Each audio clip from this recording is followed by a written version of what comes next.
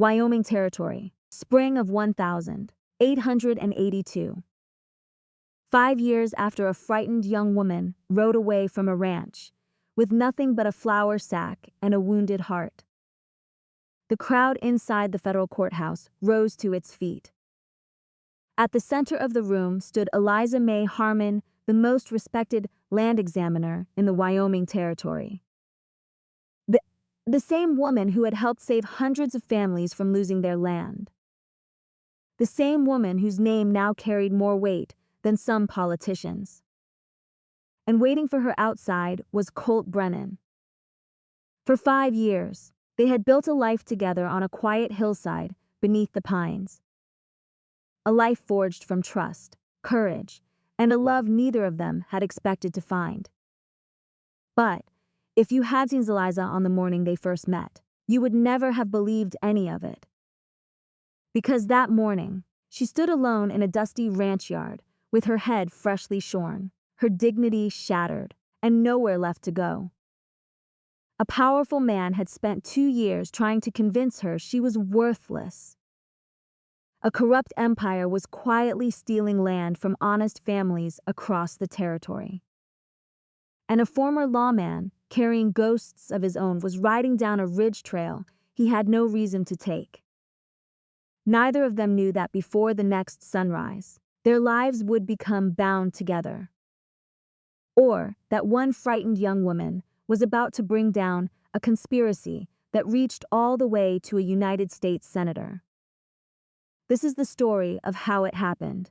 The house talked in the mornings, not with words, with sounds. The drag of boots across the kitchen floor. The specific weight of a chair being pushed back too hard.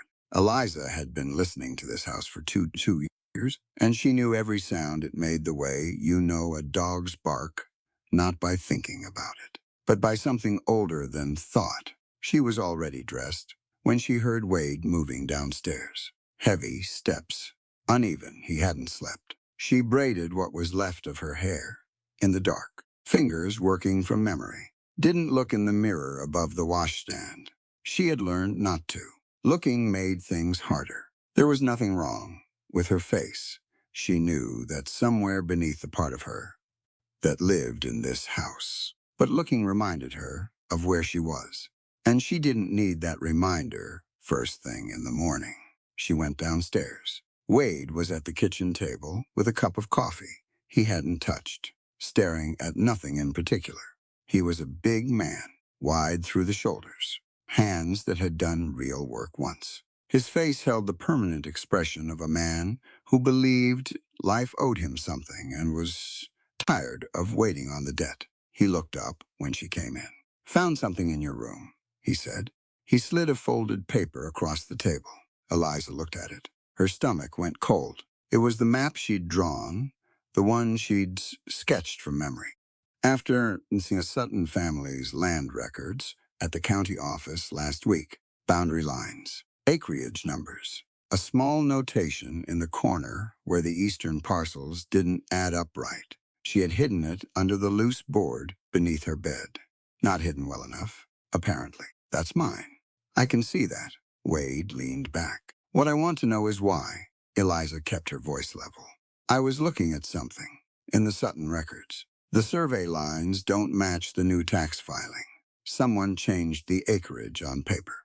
I wanted to remember the numbers." Wade looked at her the way he always looked at her.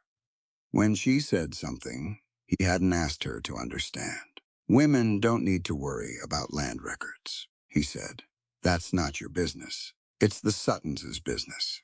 It's not yours." She held his gaze one beat too long. She knew she shouldn't. Her mother used to call it her trouble face. "Baby, that look of yours is going to start wars one day." She hadn't meant it as a warning, but it had turned into one.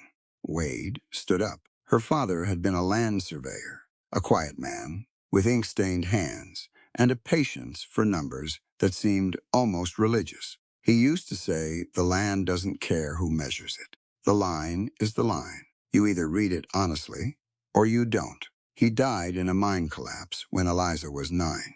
She'd read every book he left behind. Twice. Most of them. Not because anyone asked her to. because it was the only way she knew to keep him around. She thought about that now, standing in the barn, while Wade came through the door with the sheep shears. Intelligence doesn't have a gender, Eliza. That's what her father said when she was 7, and a neighbor boy told her arithmetic was for men. The numbers don't know who's reading them. They just tell the truth. She'd believed that her whole life. She believed it now. It didn't make the shears any less real. That hair of yours, Wade said. His voice was quiet. That was always worse, the quiet voice. You carry it around like some kind of crown. Wade, I'm tired of watching you wear it like you're something special. She moved. She was fast, and she knew it. She got to the barn door before he caught her, his fist closing around her braid. Snapping her head back so hard, her eyes went white for a moment. She went still, not from surrender. There is a difference between stillness as giving up and stillness as surviving. She had been practicing the second kind for 2 years. She went still because the shears were near her ear, and moving now would only make the blade unpredictable. The first cut took most of the braid. She felt the weight of it leave, like a door closing on something.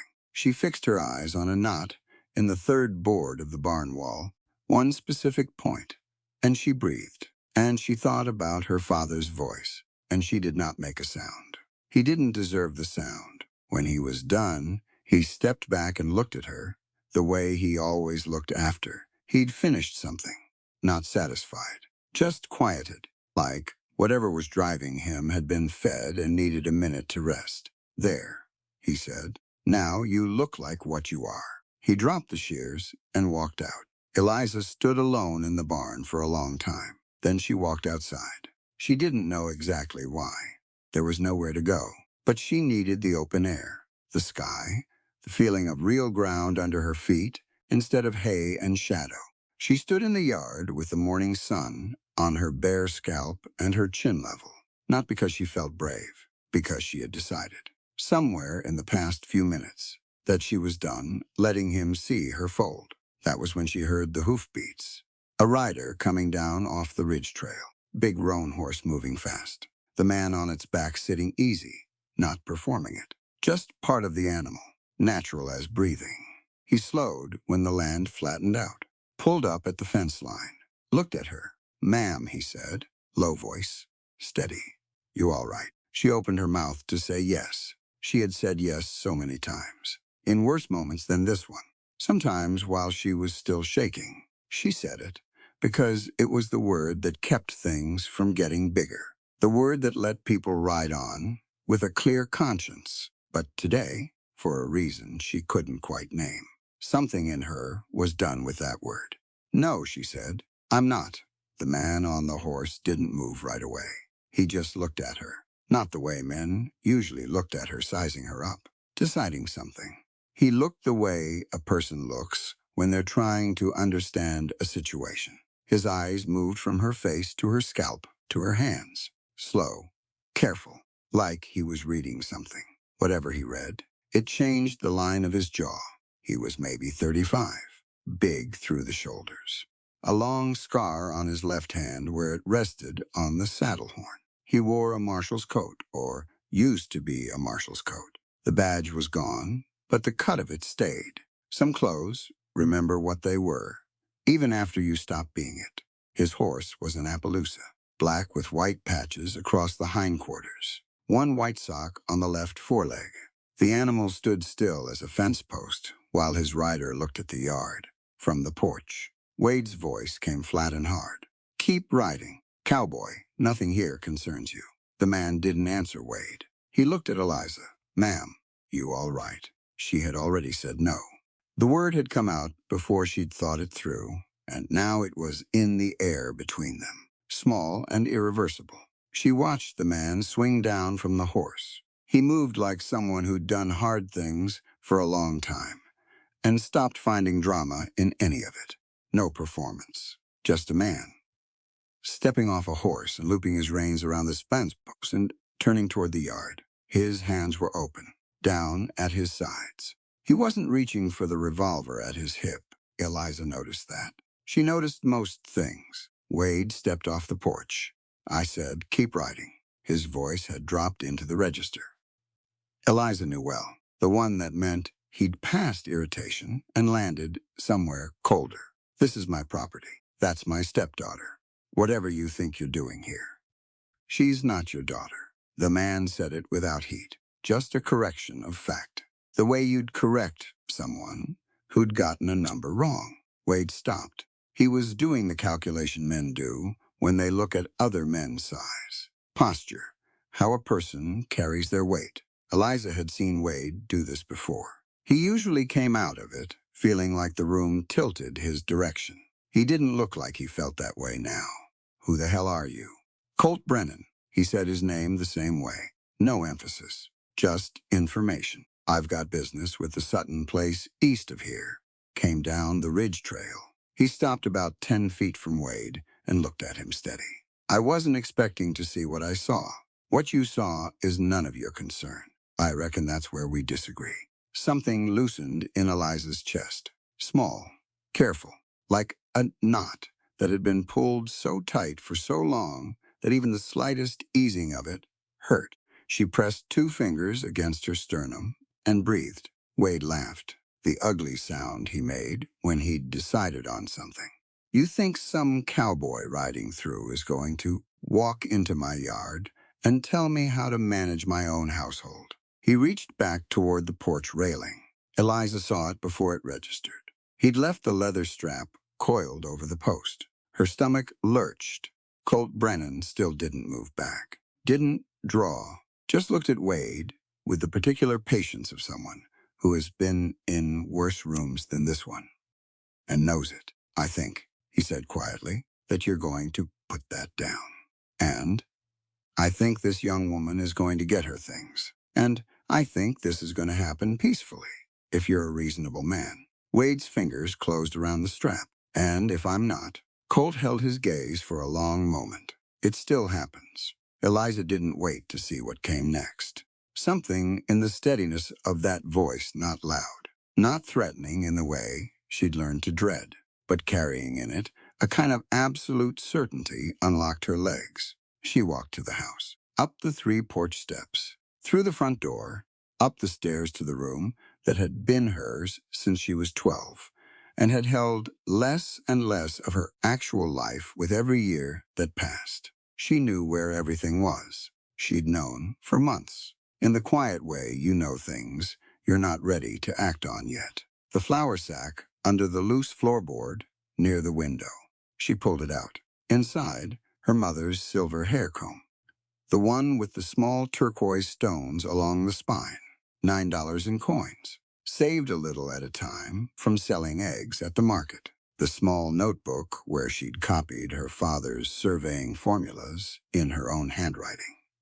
The original notebooks were lost, but she'd memorized enough to rebuild them. And the letter, the one her mother had started writing to her Aunt Ruth in Santa Fe, 2 months before the fever got too bad to hold a pen. 4 paragraphs, and then a trailing line where the pen had slipped. Eliza had read it so many times, the paper had gone soft at the folds. She put the strap of the sack over her shoulder. 4 minutes. She was back on the porch in 4 minutes. Behind the house, she could hear voices, low and controlled, not quite shouting. Then a sharp crack of leather and a grunt. Short and surprised, that was Wade's voice, not Colt's. She kept walking. She came around the corner, and Wade was on the ground, breathing hard, looking up with an expression she had never seen on his face before. Something she could only call uncertain. The strap was in the dirt, tossed to the side like something distasteful. Colt stood over him. He wasn't standing, the way men stand when they've won something and want you to know it. He was just standing. He looked up and saw Eliza with the flour sack, and something moved in his expression. Not pity. She would have hated pity. Something closer to recognition. The look of someone who understands without being told. He nodded once. "You right." "Yes." "Then let's go." She looked at Wade. He was already pushing himself up, already pulling the familiar shape of anger back across his face. She had watched him do this her entire life. Fall down and reassemble. fall down and reassemble. She had always been standing there when he finished, waiting, like gravity had rules that only applied to her. She turned away from him. She put her hand on the Appaloosa's neck. The horse was warm, real and solid under her palm. This, she thought, this is what the other side of that feels like. Colt gave her a leg up, and she settled behind him on the horse, the flour sack across her lap. Wade was on his feet now, shouting something. She could hear it, getting smaller as the horse moved. Then the wind took it. And then there was just the open ground ahead, and the sky above it, and the sound of hoofbeats going forward. She didn't look back. They rode for a while without talking. Colt didn't fill the silence with questions, didn't try to explain or comfort or manage what she might be feeling. He just rode, easy and steady, and gave her the quiet, the way you give someone a glass of water, just set it down and let them drink. When they're ready, the land opened up around them, red earth, gray-green sagebrush, the sky going pale gold as the morning stretched out. Wyoming territory in the fall had a particular kind of light, like everything was lit from slightly behind itself. After a while, she said, "You didn't have to do that." "No, ma'am," he agreed. "I didn't." "Then why did you?" He was quiet a moment. The trail curved up, and the pines came around them, and the air changed cooler, smelling of resin. "Because some things that can be done," he said, "ought to be." She sat with that. It wasn't a complicated answer. It didn't try to be more than it was. She found she respected that about it. "Where are we going?" she asked. "My place. For now." He kept his eyes on the trail. "You can decide what comes next. When you've had something to eat and some time to think. When you've had time, not after I figure out what to do with you." The distinction was small, but she felt it. "All right," she said. The sun was fully up by the time the cabin came into view on the hillside. Eliza looked at it. Pine log walls, a stone chimney, a covered porch with a single chair and a small clay pot by the door with purple wildflowers growing in it. The whole thing modest and deliberate, like something built by a man who knew exactly what he needed and nothing more. She thought about the room she'd just left, the cracked mirror and the thin mattress, and the window that faced the wrong direction to catch any morning light. She thought, "I have been living in a house that was never mine. I just didn't have anywhere else to go. This is your place?" she asked. 3 years now. He swung down and reached up to help her. She took his hand, for the step down, released at the moment. Her feet touched the ground. "It's good land," she said. He looked at her, like that was the right thing to say, and he hadn't expected it. "It is," he agreed. Then a voice came from the porch. "You're late." The man on the porch steps was Arapaho, maybe 45. Dark eyes that moved slowly and missed nothing. He sat on the top step with his elbows on his knees, like he'd been there since before the cabin was built, and had no particular plans to move. He wore a plain cotton shirt and dark trousers and a hat with a hawk feather in the band. His hands were calloused and still. Eliza stopped walking, not from fear, from attention. There was something about the way he sat, that absolute unhurried quality that made you want to read him before you spoke. He was already reading her. "You ran," he said. His English was clear and deliberate. "But you don't have the face of someone running away." He looked at her for a moment longer. "You've got the face of someone heading somewhere." "I don't know where that is yet," she said. He nodded slowly. "Good. People who know right away usually end up in the wrong place." Colt came up beside her. "Eliza, this is Two Feathers. He's the only person I trust within 40 miles. "That's not a compliment," Two Feathers said. "It's geography." She had grown up hearing certain things about Arapaho men. Most of what she'd heard had come from people who'd never spoken to one. She had long since learned to apply that particular filter. She held out her hand. "Eliza Harmon." He shook it. Firm, brief. "I know who you are. I knew your father slightly." He surveyed the eastern ridgeline 14 years ago. A pause. He measured things honestly. "Not everyone does." Eliza felt something move in her throat. No, she said, they don't. Two feathers stood up then, unhurried, and walked off around the side of the cabin without another word. Colt watched him go, with the expression of a man completely accustomed to that particular exit. He'll be back by supper, Colt said. That's just how he leaves. Does he live here? He lives in a dozen places. This is one of them. Colt held the cabin door open. Come in. The inside of the cabin was clean in a particular way. Not tidy, the way some houses are tidy, where the tidiness is about appearance, about what guests will think. This was the tidiness of a man who had decided his own order and stuck to it. Every object in a specific place. Books on a low shelf, arranged by height, tallest on the left. A rifle on two pegs above the door, oiled and ready. A wood stove in the corner, with a cast iron pan hanging on the wall beside it, and a small stack of cut logs beside that, uniform as stacked plates. On the windowsill, above the washstand, a small clay pot, purple wildflowers, alive and clearly tended. Eliza looked at it, said nothing. There was a story there she hadn't earned yet. The room had one table, two chairs, a narrow cot along the back wall, and a curtain hung in a doorway that led to a second room. Simple, spare, like the man himself. Bedrooms through there. Colt said, It's yours. Where will you sleep? Out here. He said it, like it was already settled and not worth discussing. He crossed to the stove and crouched down to build a fire. There's clean water in the pitcher on the washstand. Basins on the shelf. Eliza set her flour sack down on the table. She stood in the middle of the room for a moment. Just stood there, feeling the silence of a house that wasn't watching her. No rhythm of boots overhead. No cold waiting for her in the kitchen. Just a fire being built, and the sound of pine catching, and the smell of wood smoke. She hadn't realized how loud silence could be when it had no teeth in it. She washed her face and her scalp at the basin, dried her hands, stood before the small mirror above the washstand. She had been avoiding this moment, putting it off. The way you put off pressing a bruise, knowing it's going to tell you something, and not being ready to hear it. She looked. She had expected to feel demolished. She had braced herself for the reflection to confirm everything Wade intended when he picked up those shears, that she was smaller now, less, something he'd had the final word on.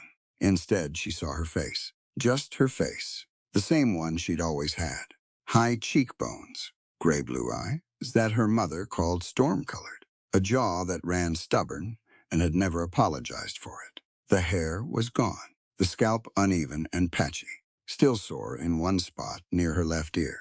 But the face under all of that was just her face, and it was looking back at her with something she hadn't expected. It looked like the face of someone who walked out. She put her hand flat on the edge of the basin and held it there for a moment, pressed down, feeling something she didn't have a word for yet. Not strength exactly, more like the sudden recognition that she had always been there underneath all of it, and he hadn't been able to touch that part, no matter how hard he'd tried. He can take the hair, she thought. He can't take the face my mother gave me.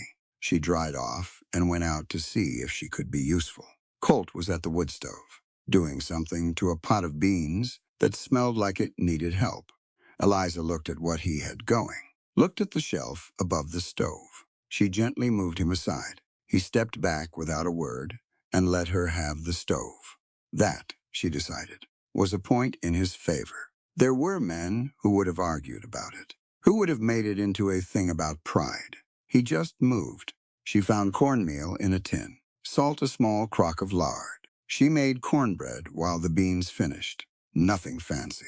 But when they sat down at the small table and ate, the food was warm and plain and good. And nobody at the table was angry about something and making everyone else feel it.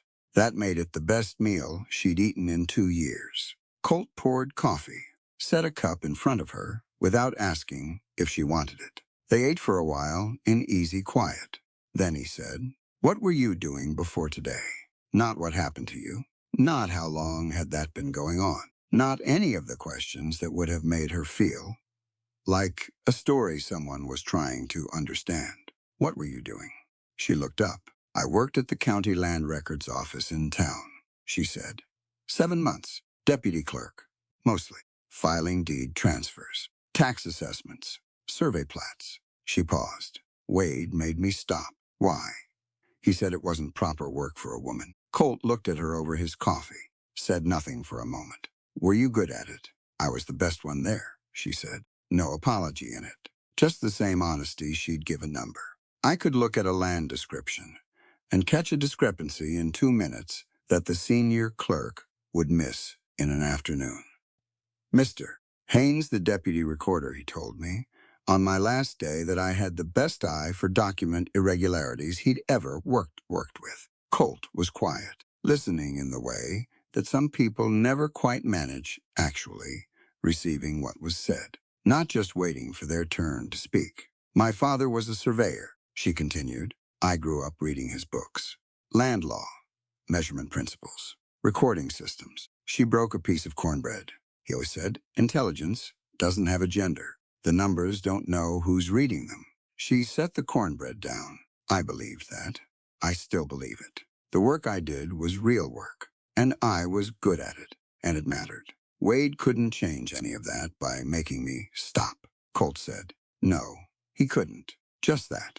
Simple and level, like a man agreeing with something obvious. She had never had a man agree with that without some kind of qualifier.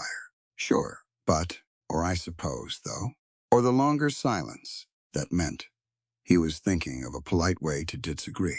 Colt just agreed. She didn't know what to do with that at first, so she drank her coffee and let it sit.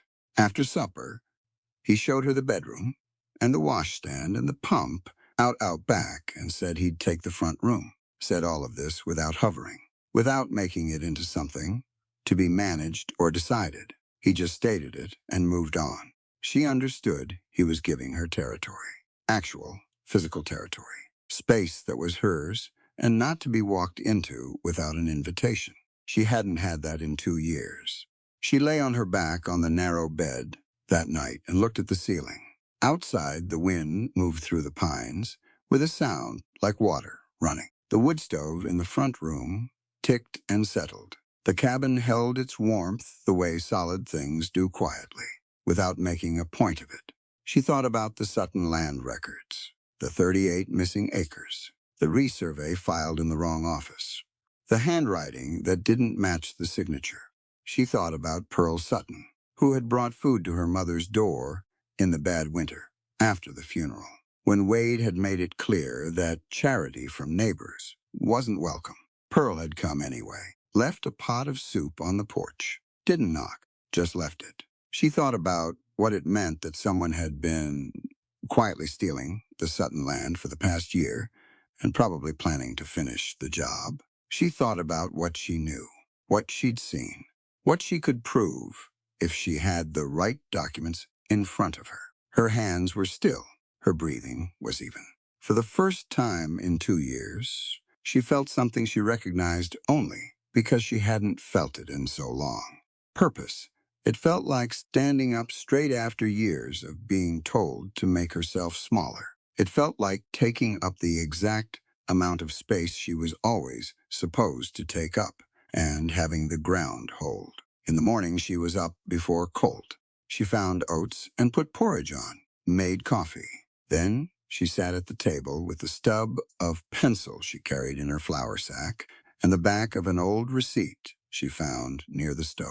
And she wrote down everything she remembered from her 7 months at the records office. Filing sequences, the location of survey plat archives, the specific clerk, young man named Ferris, who had twice taken longer than necessary in the back room, with documents belonging to men she didn't recognize. Small details, the kind that seem like nothing until they become everything. Colt came out of the front room and stopped when he saw her, took in the writing, the concentration, the fact that she had already made coffee and hadn't waited for him to make the first move on anything. He poured himself a cup and sat down across from her without asking what she was doing. After a minute, he said, "You remember all that?" "Most things I write down." She didn't look up. "I wrote down everything when I was working at the office. Wade burned the notebooks when he made me quit. But I remember what was in them. All of it. Enough of it." He looked at the page, at the names, the sequences, the careful notations in the margins. "The clerk you're describing," he said slowly. "Ferris." She looked up. "You know him." "I've heard the name." He set down his cup. "From Hank Sutton. He mentioned a man named Ferris. Processed the deed transfer on one of the ranches Caldwell acquired last spring." Hank thought it was strange. Said Ferris was out of the Red Zone's office. But the property was in the Crawford County filing district. Eliza stared at him. Then she turned the receipt over and started writing on the other side. "A Redstone filing in a Crawford County transaction," she said, half to herself. "That means the property description in the official record and the description in the county plat wouldn't match." "Not exactly. Not if you looked at both." She wrote faster. "Most people don't look at both. That's the point," Colt said quietly. She looked up. He was watching her work with an expression she hadn't seen directed at her before. Not from a man. Not in a context like this one. Like someone watching something they wanted to understand correctly and were paying close attention to make sure they did. "We should ride to the Sutton place this morning," she said. "Are you sure you're up to it?" "Yesterday was yesterday is done." She said it plainly. Not hard. Just finished. "I'm up to it." He was quiet for a moment. "Then yes." "Ma'am, I reckon it is." He stood and went to put on his coat. And Eliza May Harmon, who had walked out of a barn the morning before, with nothing but the face her mother gave her, and the mind she'd built in the dark, kept writing. The Sutton place sat in a shallow bowl of land east of the ridge, where the soil ran darker and the grass came in thicker along the creek line. You could see why someone would want it. Not for the house was plain and practical, but for the land itself, the way it held water, the way it faced the morning sun. Good land knows what it is. This land knew. They came down off the trail, and Pearl Sutton was already at the gate. She was a short, broad woman in her 50s with gray-streaked hair pinned back and flour on her apron, and the kind of face that had been weathered into something better than pretty. Strong, settled, like a tree that's been through enough hard winters to stop worrying about them. She looked at Colt first. Then she looked at Eliza. She took in the bandana, the flour sack, the way Eliza was sitting the horse, straight-backed, chin level, eyes clear. She didn't say anything about any of it. "Sarah Harmon's girl," she said instead. "I know you. You've got your mama's eyes." Eliza felt something move in her chest, small and quick. "Yes, ma'am." Pearl nodded once, like that settled something, and turned toward the house. "Come inside. Neither of you has eaten a proper breakfast." "We ate," Colt said. "Cornbread and coffee isn't breakfast. Come inside." They came inside. The Sutton kitchen was everything the Harmon kitchen had never been. Warm, loud, with the small sounds of a house that was actually lived in. A pot on the stove. Boots by the door in 3 different sizes. A child's drawing of a horse pinned to the wall beside a calendar. Hank Sutton stood up from the table when they came in. He was short and square and bent slightly at the shoulders, the way men get when they've been working. Land their whole lives, not broken, just shaped by it. His handshake was the kind that meant something. "Colt," he said. Then he looked at Eliza. His expression shifted. Not pity, not discomfort, just a careful recognition that something had happened, and he wasn't going to make it worse by asking about it. "Whitfield's girl," he said softly. "Eliza Harmon," she said. "But yes, your mother was a good woman." He said it plainly. Pearl, she's been asking after you." "Hank." Pearl's voice came from the stove. "Let the girl sit down before you start talking at her." Eliza sat down. Pearl put a bowl of oatmeal in front of her, without asking, and poured coffee, and set a small jar of honey on the table. And that was all. No questions. No careful dancing around what was obvious. Just food. "This," Eliza thought, is what it looks like when people take care of each other without making it a transaction. She ate, and for the second morning in a row, the food tasted like something because nobody at the table was carrying anger and pointing it at everyone else. The documents were already on the table. Hank had pulled them out before they arrived the deed. The survey plat. 12 years of tax records bundled with a piece of twine. He'd laid them flat the way a man lays out evidence, carefully, like he already knew something was wrong and had been waiting for someone who could explain what. Eliza pulled them toward her. She didn't ask permission. Not because she was rude, because hesitating would have wasted time. And time was the one thing she wasn't sure they had enough of. She read the way her father had taught her, the way she'd refined over 7 months at the land office. Not top to bottom like a letter. Scan the structure first. Look for where the formatting breaks rhythm, where the numbers sit at wrong intervals, where the handwriting changes between lines. Hank watched her from across the table. Colt stood near the door. Pearl poured more coffee and didn't say a word, which Eliza noted and appreciated. 2 minutes in, she found it.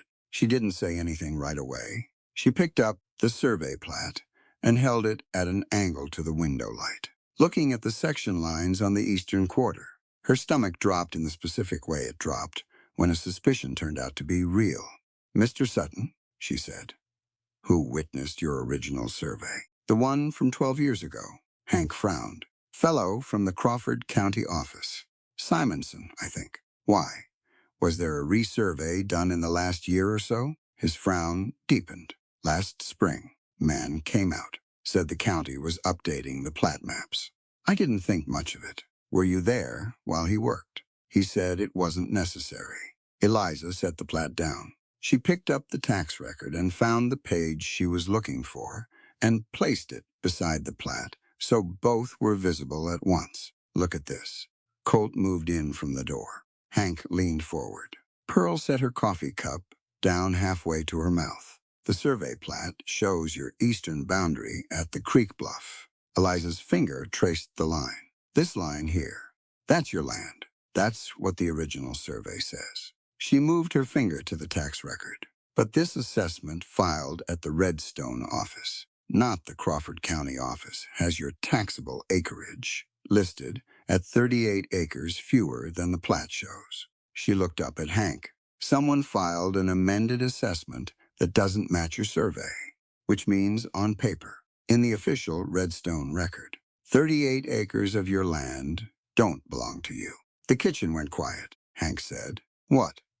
Eliza explained it, the way her father had explained complex things to her in plain language, without making the person feel stupid for not already knowing. "It's a staging document," she said. "They file the amended assessment first. That creates a discrepancy in the official record. Then, when they're ready, someone files an adverse claim based on the Redstone record. They argue that the survey plat was an error. They petition for a corrected deed. By the time you know it's happening, the documentation trail is already 2 steps ahead of you." Hank looked at Colt. "You knew about this." "I suspected the method," Colt said. "I didn't know she'd find the specific filing." Hank pressed both palms flat on the table. His face had moved through several things and settled on something that was part fury and part the exhaustion of a man who had been quietly fighting something for a long time and had just been handed proof that he hadn't been imagining it. "What do we do?" Eliza looked at the documents. "We go to the Crawford County Recorder's office. We file a formal challenge to the Redstone assessment before Caldwell's people can use it. We bring the original plat and your deed, and we make the discrepancy part of the official record. Once it's challenged, they can't use the amended assessment as the basis for a claim without the challenge showing up in the same file. Can they just refile? They can try. But a challenged record with a dated notation is much harder to use. It also draws attention to the Redstone filing." She paused. "And it establishes that you knew, that you caught it. That's harder to work around than silence." Pearl set her cup down with a small click. How does an 18-year-old girl know all this? I paid attention, Eliza said. Pearl looked at her for a long moment. Then she looked at Colt. Then she looked back at Eliza. Good, she said simply. Just that one word. But the way she said it made Eliza feel like she'd been handed something solid. Jacob Sutton came in from the barn, while Eliza was folding the documents back into order. He was 20, maybe 21, lean and brown from outdoor work, with his mother's directness in his face and his father's quietness in the way he moved. He stopped in the doorway when he saw Eliza. He didn't stare at the bandana, didn't do the thing people did, where they looked somewhere near your face instead of at it, trying not to be obvious. He just looked at her. You're the Harmon girl, he said. Eliza, that's right. I'm Jacob. He came in and poured himself coffee. You figure out what they're doing to our land. I did. He nodded like. That was the answer he expected. Good. We've been trying to name it for 6 months. He sat down and looked at the documents, and then at her. You want to see the horses later. I've got a gray mare that needs some work, but she's got good sense. Might be useful if you're going to be riding back and forth to the county office. It was so matter-of-fact, so completely unbothered by anything unusual about the situation. Eliza found herself surprised by it, in a way she couldn't quite account for.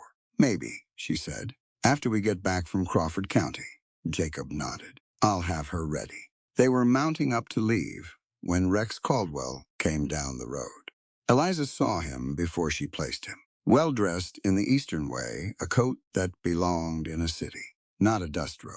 2 men behind him who didn't move like ranch hands. He walked out of the road and onto the Sutton property like he'd done it before and expected to do it again. He was around 50, heavy through the jaw, small pale eyes that moved fast behind a slow, pleasant face. Hank, he said, I'm just passing by. Wanted to remind you my offer still stands. Eastern parcel by the well. Fair price. No rush. Hank held his horse steady. I've given you my answer, Rex. 3 times, Pearl said from the porch. She didn't come down. Didn't need to. Caldwell smiled. It was the smile of a man who had used pleasantness as a tool. For so long he'd stopped knowing it wasn't real. His eyes moved to Colt. A brief calculation. Then to Eliza. They stopped on her a beat too long. On the flour sack, on the folded documents in her hand. I don't believe I know you. Miss, he said. Eliza Harmon, friend of the family. Harmon, a small pause, just slightly too considered. Wade Harmon's place, down off the South Ridge. That's right. I thought you'd gone back home. I am home, she almost said. But she looked at him, at the pale eyes that were still moving across the papers in her hand. And she chose something different. I'm exactly where I need to be, she said. Something shifted behind his pleasantness, faint and quick, like a card being turned over and put back before you could read it. Well, he looked back at Hank. I hope you're not doing anything that complicates what's been a very simple situation. It's been simple for you, Hank said. Hasn't been simple for the Hendersons or the Vogler brothers. Both of them lost land to you in the last year. Legal transactions. Hank properly filed and recorded. Were they? Eliza said. Caldwell looked at her. Something in his expression changed the pleasantness thinning, to reveal something underneath that was considerably less warm. You have something to say? Miss, I said. Were they? She kept her voice even. I'm curious about the filing history on those transactions. Specifically, whether a Redstone clerk named Ferris processed any of them, and whether the acreage recorded in the Redstone assessment matched the acreage in the Crawford County survey plat. She let that sit. Caldwell was very still. One of his men shifted slightly. Colt moved not dramatically, just a step and a half to his left, which put him at an angle Eliza understood without looking directly at it. I don't know where you got your information, Caldwell said. His voice was still pleasant, just colder now, like a window in winter, clear but not warm. The documents, Eliza said. Same place all honest information comes from. He held her gaze, looked at Colt, looked back. This isn't over, he said to Hank. No, Hank said, but it's different than it was this morning. Caldwell turned and walked back toward the road. His two men followed without a word. Eliza watched until they turned the bend. Then she exhaled slowly and rebuckled the saddlebag that didn't need rebuckling because her hands needed something to do. Jacob stood beside his father on the porch. That's the first time I've seen him leave without saying goodbye, he said. Good, Pearl said, and went back inside. On the ride back, Colt said, he knew you'd left. I know, which means Wade contacted him the same morning. Eliza kept her eyes on the trail ahead. They know each other well enough that Wade called him immediately. That's not a casual acquaintance. No, Colt said. It isn't. She turned that over in her mind. Wade and Caldwell, the resurvey on Suttonland. The amended assessment filed in the wrong office.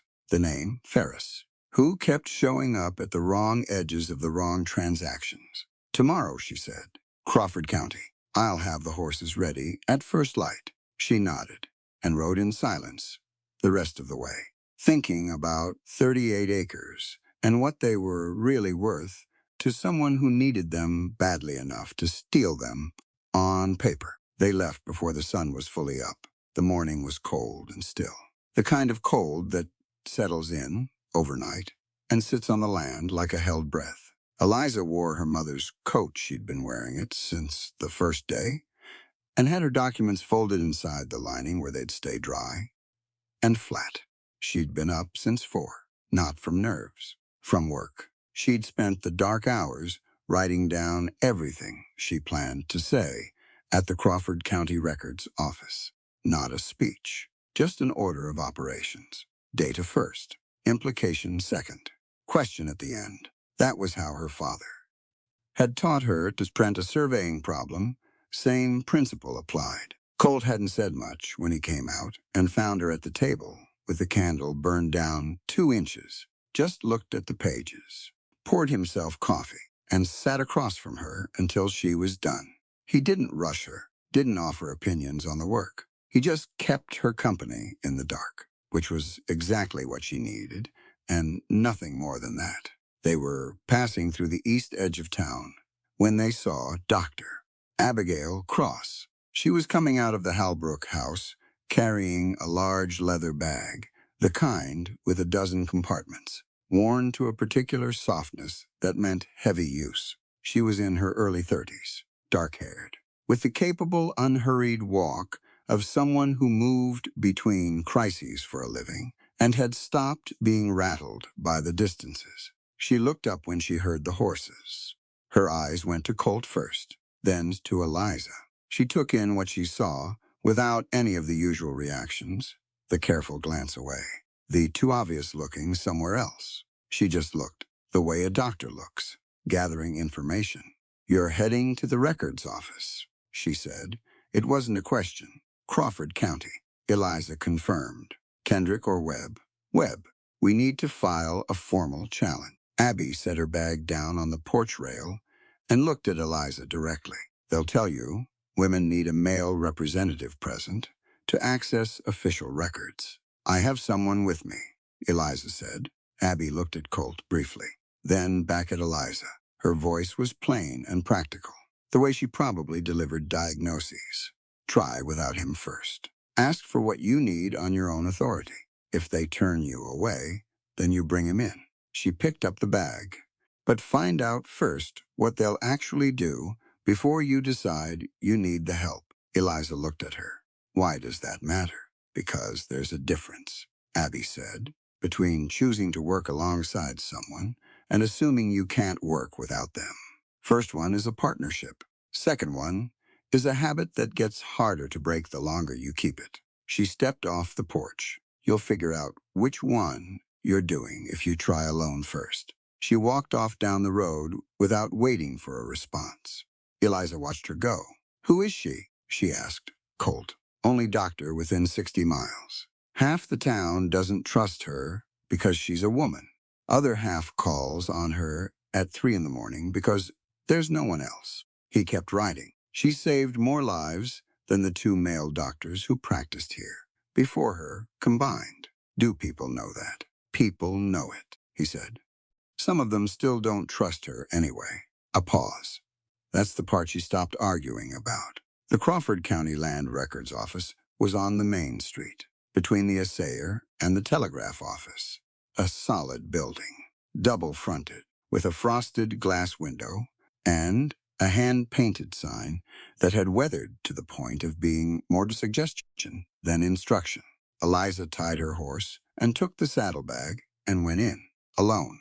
The man at the front counter was Luther Vane, senior clerk, maybe 45, with ink-stained fingers and a face arranged into permanent mild irritation. He looked at Eliza the way some people look at an unexpected invoice, like she represented an inconvenience he hadn't budgeted for.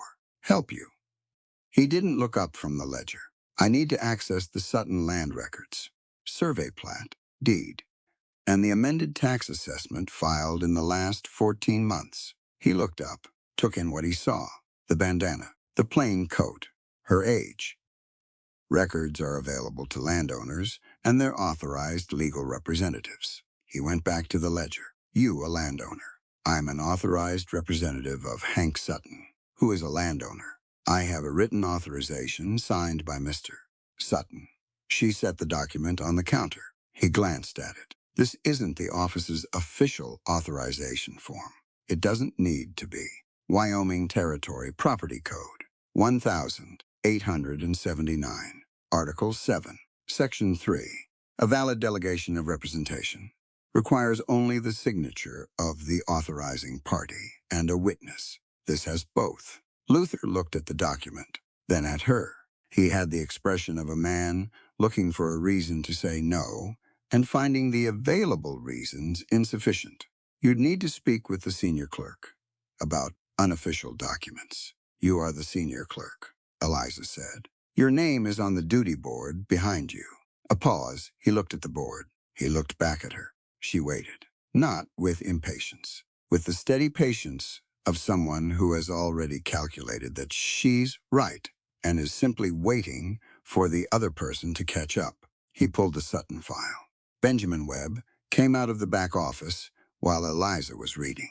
He was the chief records clerk, different from Vane, senior in title and different in manner. Methodical. He moved like a man who measured things twice. He looked at the documents spread across the counter, and then at Eliza, and his expression was not dismissive. It was careful. Luther says you're here about the Sutton property. Yes, sir. And you found something. She looked up at him. I found several things. He pulled a stool around from behind the counter and sat down at the same level as her, not looming, not performing authority, just sitting, the way you sit when you want to actually hear something. Show me, he said.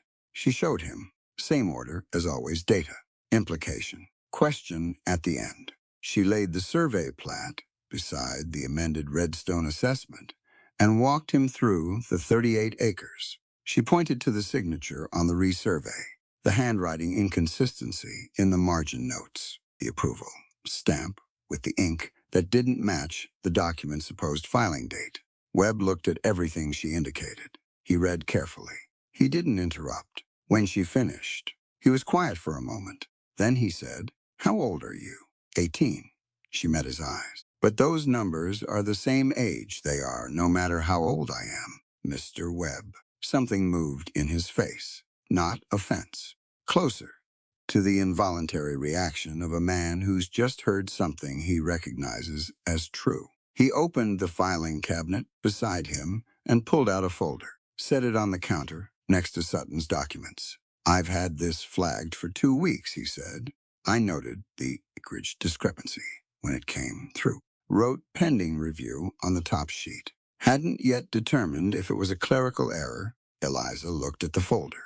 The notation in Webb's handwriting was there, neat and dated. It isn't a clerical error, she said. The 38 acres being removed correspond exactly to the parcel with the creek access and the eastern well. That's not random. You don't accidentally take the most valuable section. Webb looked at her. You want to file a formal challenge? Yes. He reached under the counter and produced a printed form. You'll need I know what it needs, she said. May I have a pen? He handed her one without comment. She wrote the challenge document in 20 minutes. Webb stood and watched. Luther Vane stood further back and watched with his arms crossed, and the expression of a man witnessing something he hadn't decided how to categorize yet. Eliza wrote without stopping. She knew the statutory language from memory, not because she'd planned for this exact moment, because she'd read the code out of genuine interest, the way her father had read land surveys, because understanding how systems worked had always felt like the only real protection available to her. She cited Article 7. She cited the cross-district filing provision.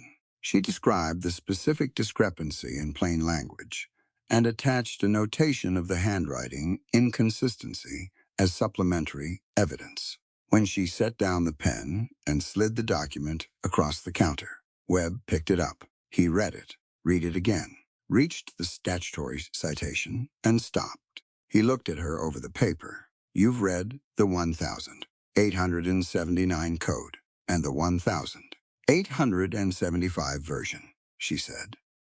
The 79 revision has an amendment in Article 7 that most practitioners don't catch. It closes a gap the original left open for exactly this kind of cross-district manipulation.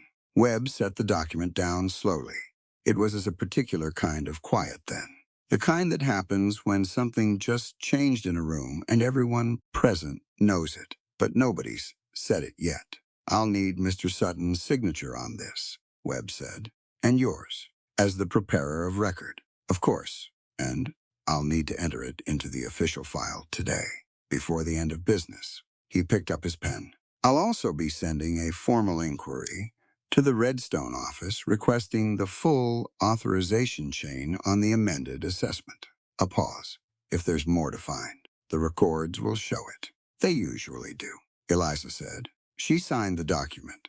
Steady hand. Clear signature. Webb took it to the back to copy. Colt, who had been standing near the door the entire time, without saying a single word, came up beside her at the counter. You didn't need me at all, he said quietly. I didn't need you to speak, she said. That's different. He thought about that. How you being here meant no one could pretend there wasn't a witness. She looked at him. There's a difference between having backup and needing someone to do the work for you. Dr. Cross was right about that. Colt said nothing for a moment. She usually is. They were outside, documents stamped and filed, when Rex Caldwell stepped off the boardwalk in front of the land bank 2 doors down. He wasn't alone.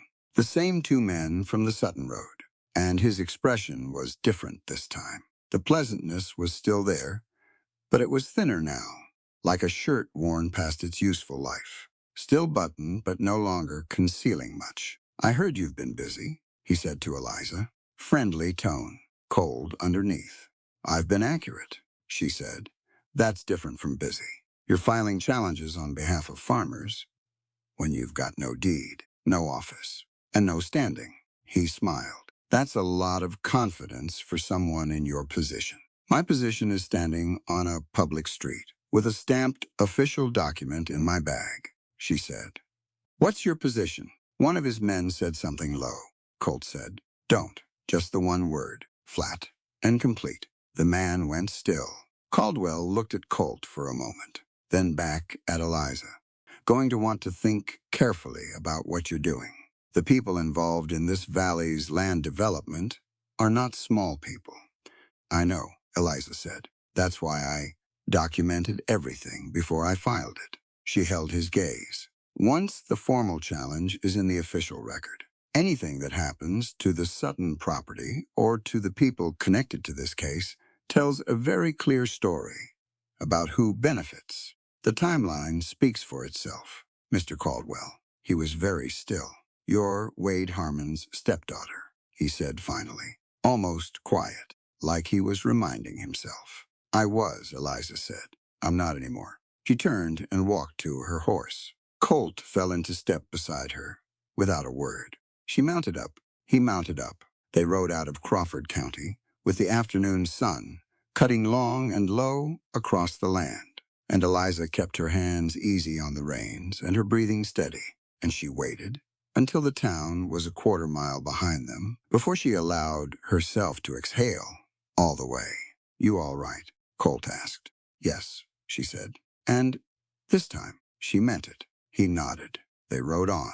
After a while, she said, "He was calculating something when I told him I'd documented everything. I noticed. He's going to move faster now. I know. Then we need to move faster, too." She looked at the road ahead. There's someone above Ferris in this. Someone who told him exactly which 38 acres to take. Someone who knows this land well enough to know what those acres are worth. Colt was quiet for a beat. "I know who it might be." She looked at him. "There's a land assessor out of Redstone," he said, "name of Dale Croft. He's done survey work for Caldwell's acquisitions in the past. Him and Ferris came up through the same county office." He paused. "I didn't have enough to connect them before, but the survey crew that came to the Sutton property last spring was it Croft? I think so. I need to confirm it." Eliza thought about this for a mile or so.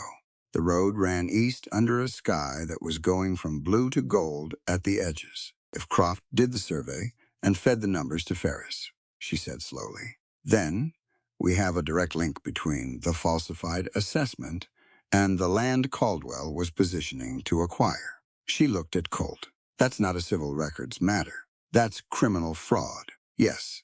You still know people in the Territorial Marshal's service." He kept his eyes on the road. "Some. Would they move on it with the right documentation? With someone who can explain what the documentation means?" He glanced at her sideways. "Yes." She understood what he wasn't quite saying. She filed it where she filed everything carefully, for later. "Then we need Croft's survey records," she said. "The ones he filed on Caldwell's previous acquisitions. If the same falsification pattern shows up across multiple properties, it establishes a conspiracy, not a mistake." She turned to look at him directly. "Those records would be filed in Redstone." Colt looked back at her. Something moved in his expression, the careful, deliberate thing she was starting to recognize as him arriving at a decision. "I know someone at the Redstone Land Office," he said. "Thomas Haynes, deputy recorder. He trusted your eye for document work when you were there." She sat up slightly. "Haynes would pull the Croft filing records if I asked him right, but not by letter. He'd need to see me in person. He'd need to see the Crawford County challenge." She paused. "And we'd need to get there before Caldwell figures out what we're looking for. How long do we have?" Eliza thought about Caldwell's face on the boardwalk, the calculation behind the pleasantness, the way his eyes had gone to the saddlebag. "Not long," she said. The horses moved under them, steady and even on the red dirt road. "Day after tomorrow," Colt said. "Redstone, tomorrow," Eliza said. He looked at her. "Caldwell knows what we filed today," she said. "By tomorrow morning.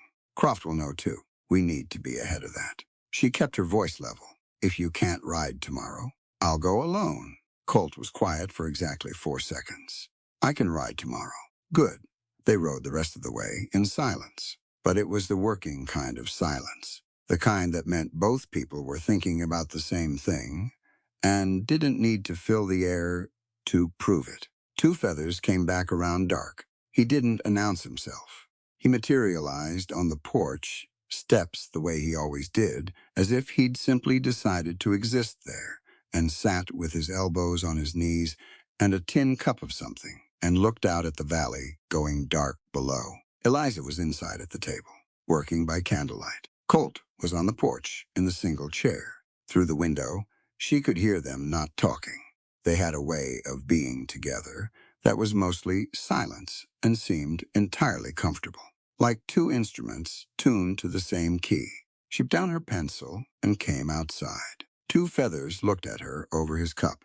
"You did something today. We filed a formal challenge on the Sutton property." "That's not what I mean." He studied her for a moment. "I mean you stood somewhere and held your ground. The first time always leaves a mark. Eliza sat on the step below him. It didn't feel heavy, she said.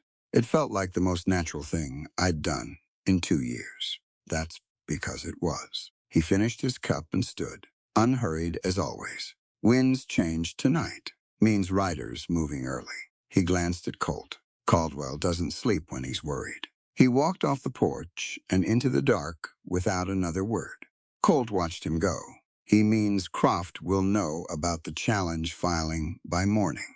I figured. The pines moved in the wind, down in the valley somewhere. An owl called once and stopped. Eliza looked at the sky for a long moment. Then she said it. You took the South Ridge Trail. Colt didn't answer right away. The Sutton place is east, she said. South Ridge is the long way. 40 minutes out of your way, at least. She kept her voice even, not accusing. Just stating what she'd known since the first morning and hadn't asked yet. You didn't come down that trail by accident. The chair creaked. No, he said, I didn't. He told her about Reverend Calloway. The Reverend had come through on his circuit 3 weeks before. Stopped at the cabin to water his horse. Thin, nervous man who talked too much when he was uncomfortable. He'd mentioned a girl at the Harmon Ranch. Hadn't given a name. Said he'd been watching the situation for months and didn't know what to do. Said it wasn't his place to interfere between a man and his family. Said he was troubled. He looked at me. Colt said, and I think he was hoping I'd make the decision for him, so he wouldn't have to carry it. What did you say? Said I'd look into it. A pause. Then I talked myself out of it twice. Told myself I didn't know the full situation. Told myself I'd probably misread what he was telling me. Told myself it wasn't my land and wasn't my business. But you came, 3 weeks late, flat, not self-pitying. Just a fact he'd already decided was unacceptable. I should have ridden out the next morning. Eliza looked at the dark valley below the hill. She took a slow breath in, let it out the same way. Can I tell you something? Go ahead. What happened in that barn? That happened because of Wade, not because of when you arrived. She turned to look at him directly. You being there gave me a reason to say no instead of yes. And that matters more than I could explain to you right now. But what happened before you rode up? That was already done. You can't hold yourself responsible for that. Colt said nothing. There's a difference, she said, between being responsible for something and being guilty of it. Responsible means it was yours to prevent, and you didn't. Guilty means you chose wrong. She paused. You didn't choose anything wrong. You just didn't know yet. I knew enough to come. And you came. Her voice was quiet and certain. What happened before you got there isn't yours to carry. What you do from the moment you knew that part is. She looked back at the valley. Spending the rest of your energy, punishing yourself for the first thing only steals from the second. You can't do both at once. A long quiet settled between them. Then Colt said, someone told me something like that once before. 2 feathers. My wife, actually. She asked him about her, not the dying. She asked about the woman, what she was like, how she moved through the world. Colt thought about it slowly. The way he did with things he didn't say out loud often. She was from Ohio, he said. Came west with her family when she was 16. Practical woman. Didn't waste motion. But she'd stop everything right in the middle of whatever she was doing to watch a hawk ride. A thermal, if one happened to pass over. A pause. She said, watching something free was how she remembered what working was for. Isa thought about that for a moment. What was her name? Ruth. They were both quiet. Eliza looked at the small clay pot by the door. The wildflowers had closed. For the night, small purple shapes folded in on themselves the way flowers do in the dark. Those are hers, she said. She planted something wherever we lived. Different flowers depending on what was growing nearby. Said a house needed something alive in it that wasn't people. He looked at the pot. I've moved that pot 4 times now. Different towns. Different places. I don't do anything special for it. You water it, Eliza said. He looked at her. That's not a small thing, she said. You could have left it behind once, or just stopped. It would have died. and that would have been the end of it. She kept her eyes on the closed flowers. But every time you moved, you brought it, and you kept watering it. She paused. That's love. Colt. That's what it looks like when it's real. Not a feeling you have when it's convenient. Something you keep doing regardless. He was very quiet after that. The coals inside the cabin had burned down. The stars over Wyoming were thick and close, the way they got on cold, clear nights, like someone had scattered salt across black cloth. Ruth would have liked you, he said finally.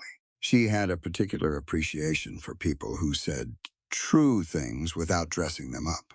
She sounds like someone worth knowing. She was. They let that sit. The owl called again in the valley below. The pines settled.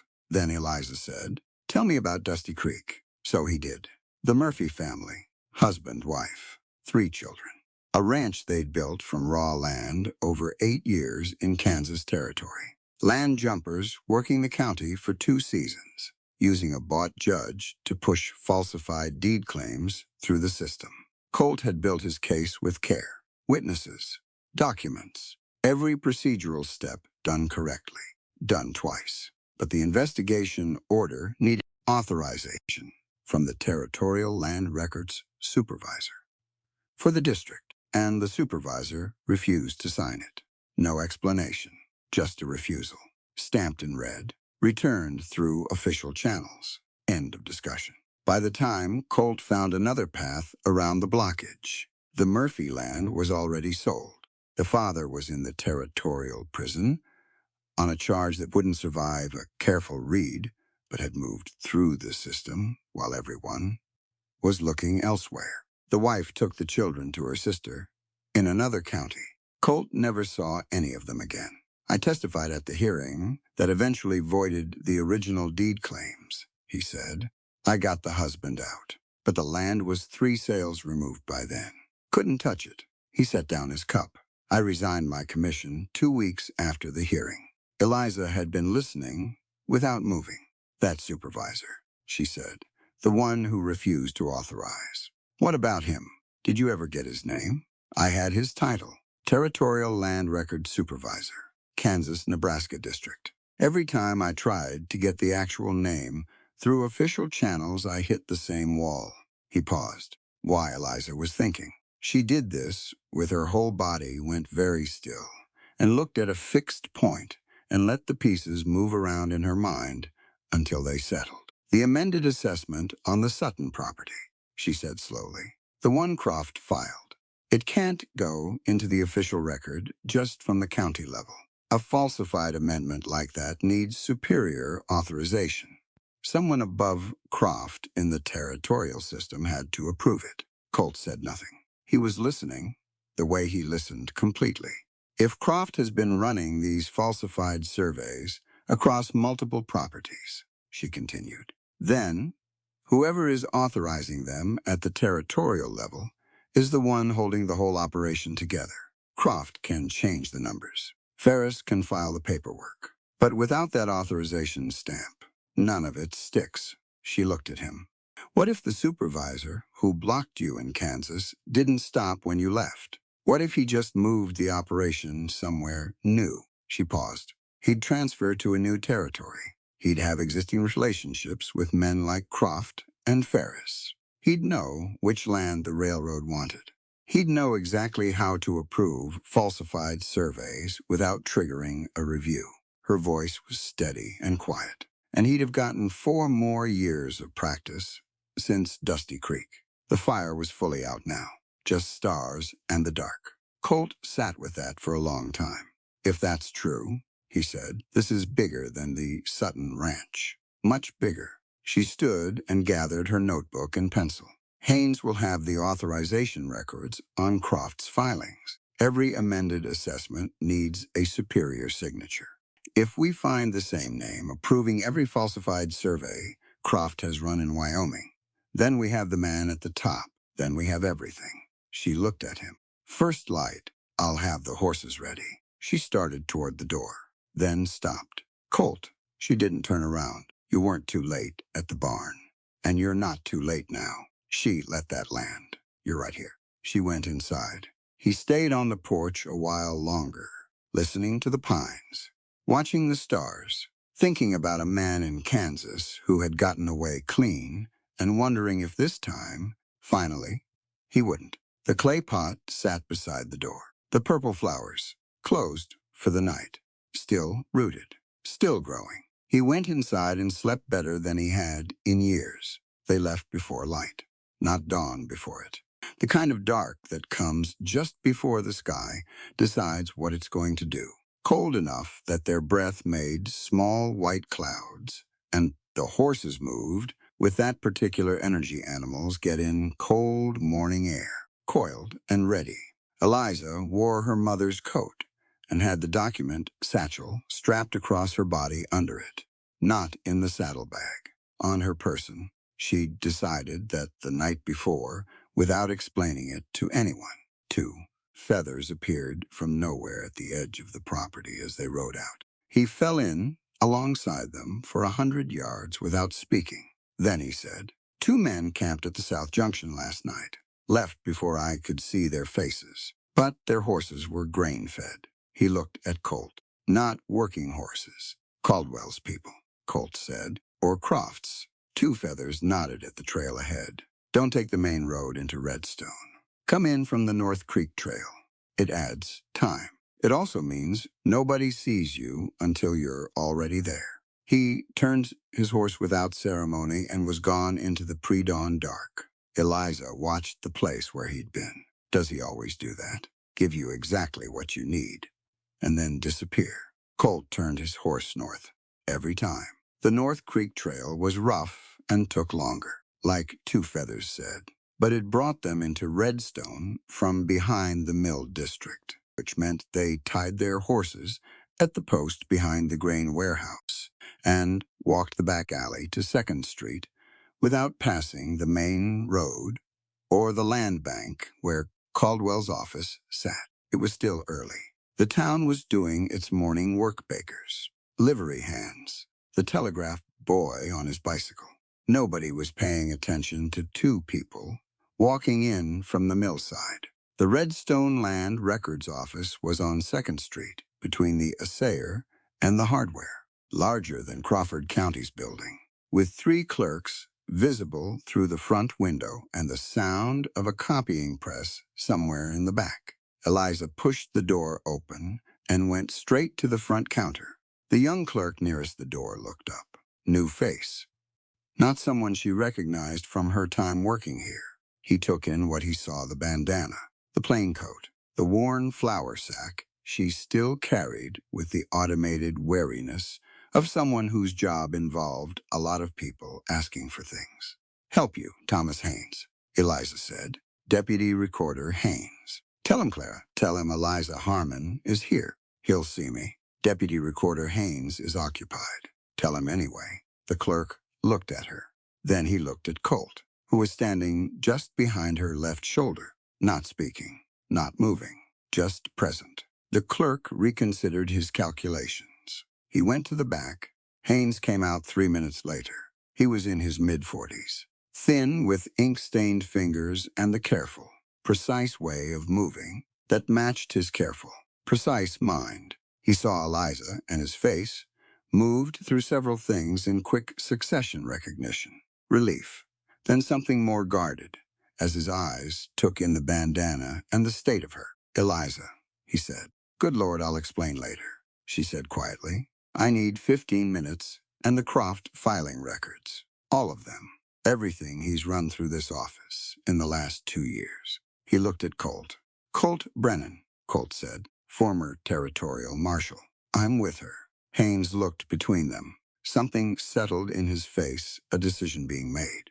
He stepped back from the counter. Come to my office. His office was small and stacked with files in the organized chaos of a man who knew exactly where everything was. He cleared 2 chairs and closed the door. Eliza set the document satchel on his desk and laid out everything: the Sutton survey plat, the amended Redstone assessment, the Crawford County challenge with Webb's official stamp. Then she told him all of it, clean and fast. Data first, implication second, question at the end. the way her father had taught her. Haynes listened without interrupting. When she finished, he sat back in his chair and looked at the ceiling for a moment.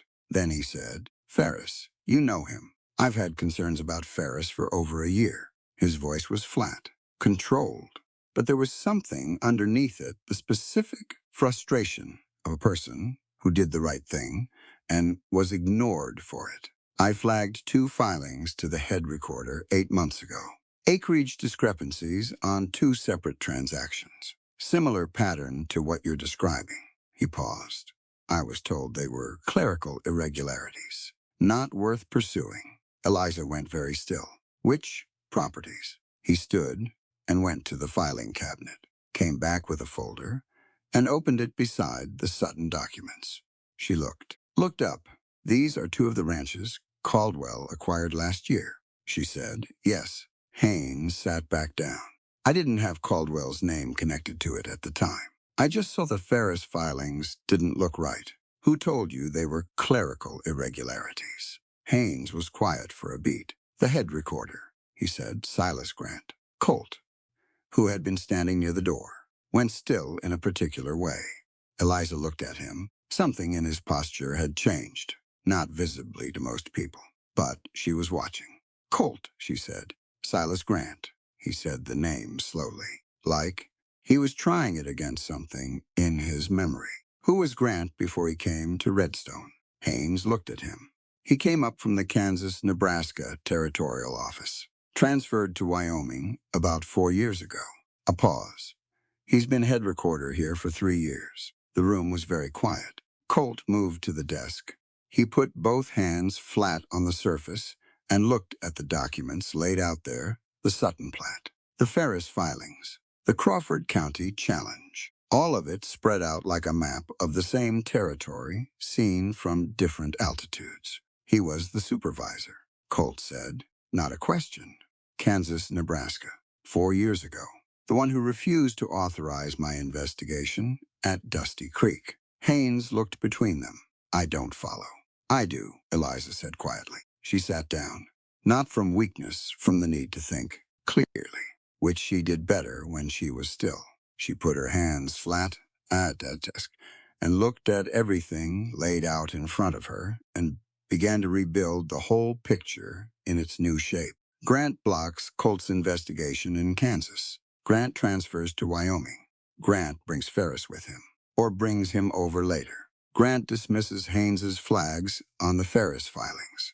Caldwell acquires land across the valley using the same falsified assessment method that was used in Kansas. The same method, the same blocking mechanism, the same paper trail, just moved north. "It didn't end in Kansas," she said. "It just relocated." They spent the next 3 hours in Haynes's office. He pulled files. Eliza read them. Colt sat beside her and listened as she talked through what she was finding quietly. Precisely the way she narrated her own thinking when the thinking was important enough to say out loud. What came out of those files was worse than she'd expected. Not surprising, just worse. Every Caldwell acquisition in the past 18 months showed the same pattern. Ferris processing an amended assessment. The acreage reduction targeting the specific parcel with either water access or road access. The original plat showing a different boundary than the amendment.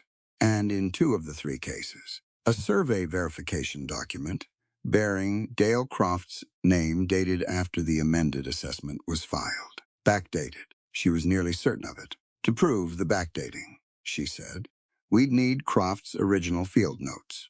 The working documents, not the filed copies." "Croft has an office on Front Street," Haynes said. He'd been copying files steadily, not looking up. "He does a great deal of work for the Railroad Land Office."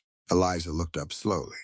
The railroad. Haynes met her eyes. "The Union Pacific land grant boundary runs along the eastern edge of the properties Caldwell has been acquiring. If those parcels had been assembled with the river access that the falsified assessments were designed to strip from their legal owners." He stopped. "Combined," Eliza said. "They'd make an ideal site for a depot and water tower." A very attractive sale to the railroad, Haynes said carefully. For the right person holding the contract. Nobody spoke for a moment. Grant has the connections, Colt said. 8 years in the territorial recorder system across 2 territories. He'd know which properties the railroad wanted before the railroad made it public. He'd have the access to approve Croft's surveys without triggering a review. He paused, and Caldwell would be the front, the visible name on the acquisitions, the one who takes the risk. Grant stays clean in the background. Until now, Eliza said. She was thinking about the authorization chain. Every falsified survey Croft filed would need a superior signature to enter the official record as an amended assessment. That signature would be in Haynes's archive. It would be on every single one of those files. She looked at Haynes. The superior authorization on the Croft filings is Grant's signature. Haynes pulled the folder he'd been working from and turned to the approval page. He set his finger on the signature line. Eliza, read the name. Then she read the title beneath it. She sat back in her chair. Territorial Land Records Supervisor and Wyoming Territorial Senator. Not just the head recorder of one office. A sitting senator with oversight across the entire territorial recording system. Access to every county office. The ability to approve, bury, or redirect any filing at any level. Senator Harlan Dorn, she said. Colt read it over her shoulder. He went very quiet, in the way that meant something large was settling into place. Haynes said, "You know that name." "Not that name," Colt said, "but I know what he was. And I know what he's been doing for 7 years." He straightened. "This is bigger than the Sutton Ranch." "Much bigger," Eliza said. "This is fraud against the United States government land grant system. It's a conspiracy across 2 territories. It's been running for at least 7 years with a senator providing the cover." She looked at Haynes. "I need everything," she said. "Every Ferris filing, every Croft survey, every authorization Dorn signed. Complete chains. I need your written statement about the flags you submitted 8 months ago and Grant's response dismissing them." She paused. "And I need it tonight, before Grant knows we've been here." Haynes looked at her, then at Colt, then back. "That's 6 hours of work," he said. "Then we'd better start," Eliza said. They worked until the candles burned a low. Haynes pulled. "Eliza, read." Colt sat at the corner of the desk and asked the occasional question that sharpened her thinking in useful ways. Outside, Redstone went through its evening and settled into night. The copying press ran steadily. The stack of documents grew. At one point, Haynes looked from the file he was copying and said, without preamble, "Your mother came to pick you up once, after your first week working here. I only saw her the one time." He kept his eyes on the page. "She looked at you the way some people look at something they made that turned out better than they could have hoped for." He paused. "I thought you should know someone remembers that." Eliza kept her hand steady on the document she was reading, kept her face still. It cost her something she didn't show. "Thank you," she said. Her voice was even. "That matters." Haynes nodded once and kept copying. At 9:30, Haynes tied the completed file with red ribbon and set it on the desk in front of Eliza. She looked at it. Everything. Every link in the chain, from Croft's falsified surveys to Ferris's amended filings to Dorn's authorization signatures. 7 years of a fraud operation that had taken land from families in 2 territories and funneled the proceeds toward a railroad contract that would make Dorn a very rich man. "If we file this in Redstone," she said, "Grant buries it before morning." "Yes," Haynes said. "We need the federal level. The Territorial Commission can't touch Dorn. He's part of it. We need the Federal Land Commission." She looked at Colt. "Cheyenne, 60 miles, Colt said. "Tonight." He looked at her for a moment. "Then the horses need water and feed. Give me 20 minutes. 15, Eliza said. Something moved at the corner of his mouth. Not quite a smile. "The thing that comes before one." 15, he agreed. Haynes walked them to the back door, not the front, where anyone watching from the street would see them leave. He shook Colt's hand. Then he looked at Eliza. "I'm putting my name on that file as co-submitter," he said. "My flags. Grant's dismissal of them. Those are part of the official record. I should stand behind them formally. You understand what that means? For your position here," she said. "If this commission does its job, my position will be fine." He picked up the ribbon-tied package and held it out to her. "And if it doesn't, my position isn't worth keeping." She took the file, tucked it inside her coat, against her body. They went out into the dark together. The alley was quiet. The night was cold and wide. Somewhere to the south, Caldwell's men were probably watching the main road for riders heading toward Cheyenne. Two Feathers was leaning against the wall beside the horses. "North Road to the river crossing," he said, then cut east along the ridge. Longer, watching the main route. He handed Colt the reins to Ranger. "I'll make some noise on the south road around midnight. Give you time." Colt looked at him. "You don't have to, I know." Two Feathers said simply. Eliza looked at him. "Thank you." He looked back at her with the same unhurried reading quality he always had. "Your father measured things honestly," he said. "You're doing the same." He pushed off the wall. "Now ride. You have 50 miles and 8 hours." They rode. They rode the long way north. The ridge trail was rough and dark, and the horses had to feel their way through the first hour.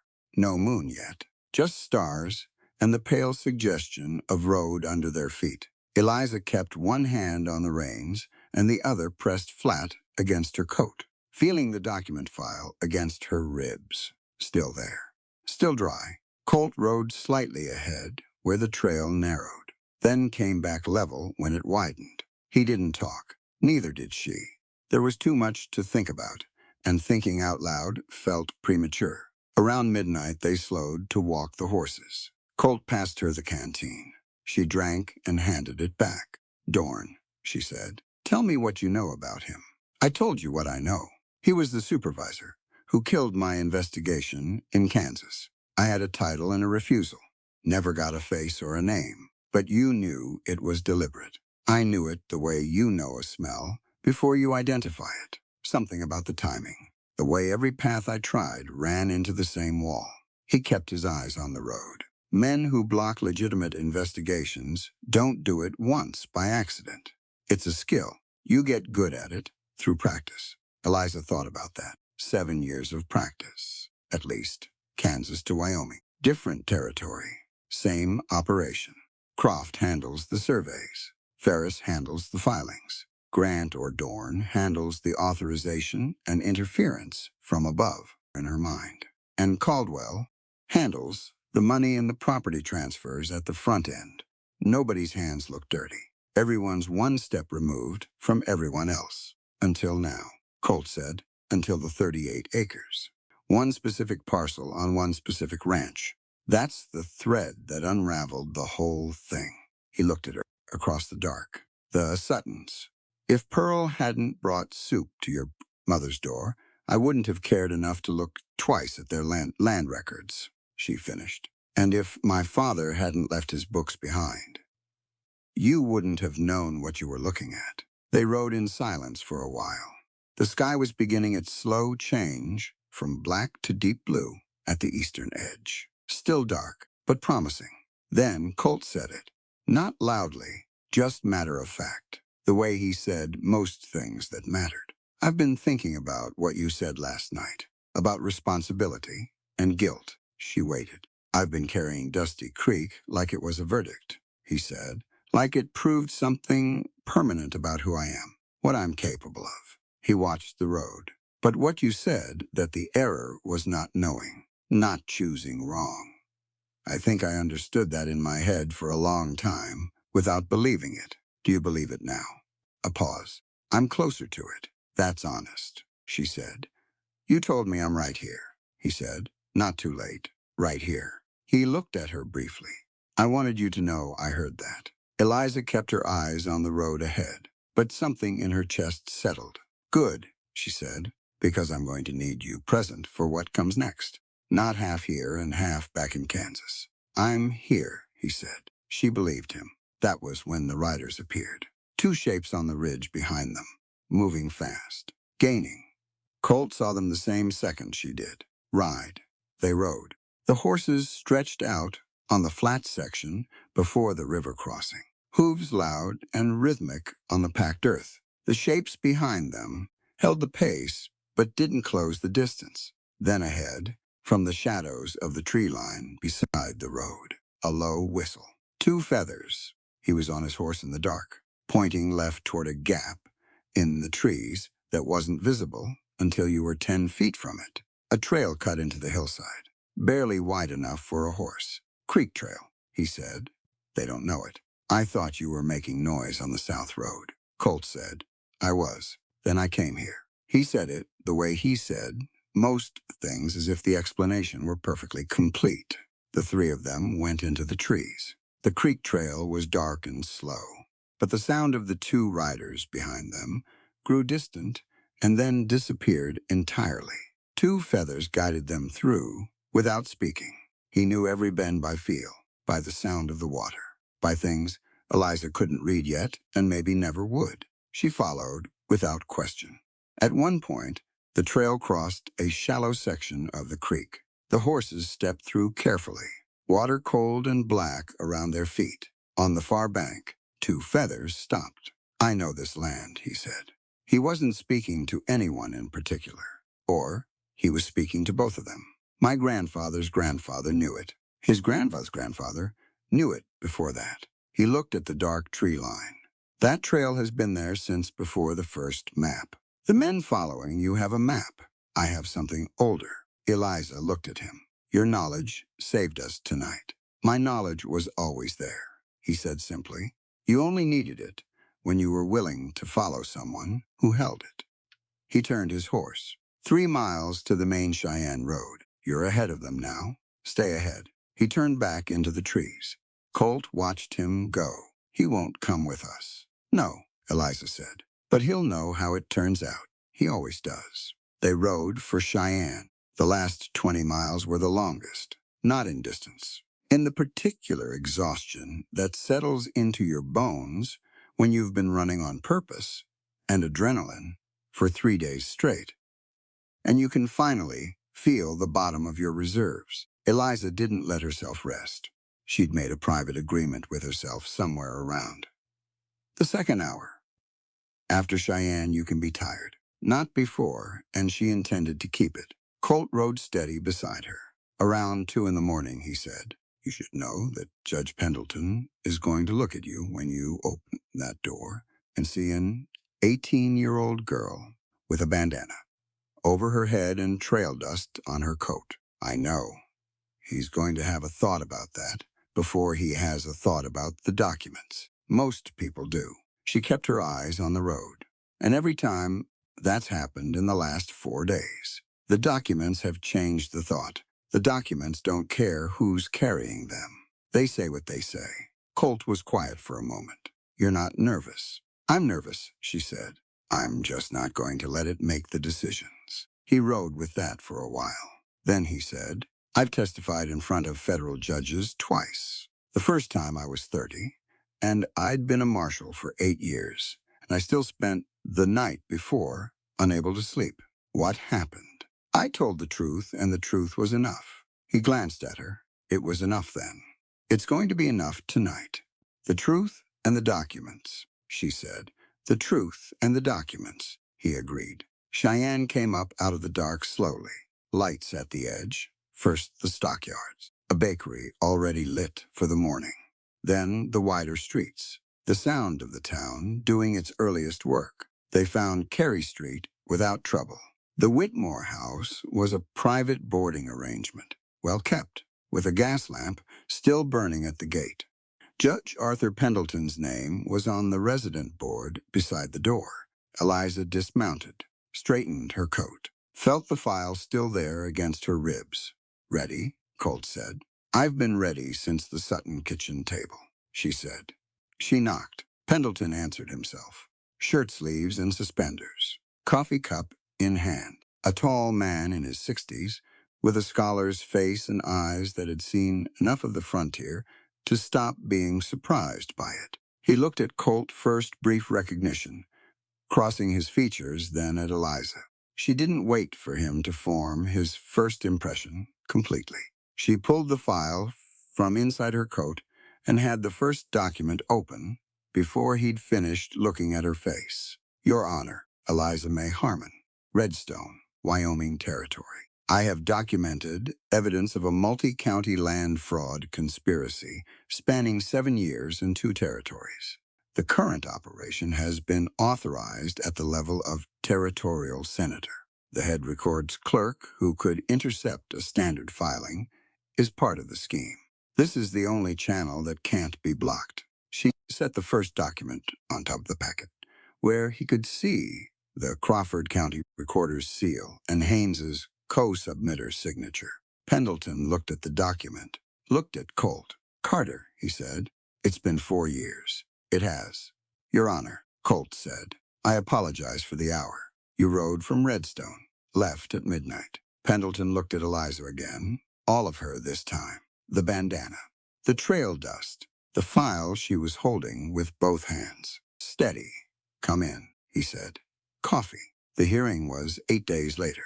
The intervening time moved in a specific way, purposeful and exhausting, and occasionally frightening, but never uncertain. There were depositions and copies, and a federal preservation order that went out to Webb in Crawford County and to Haynes in Redstone within 48 hours, securing every document in the official record.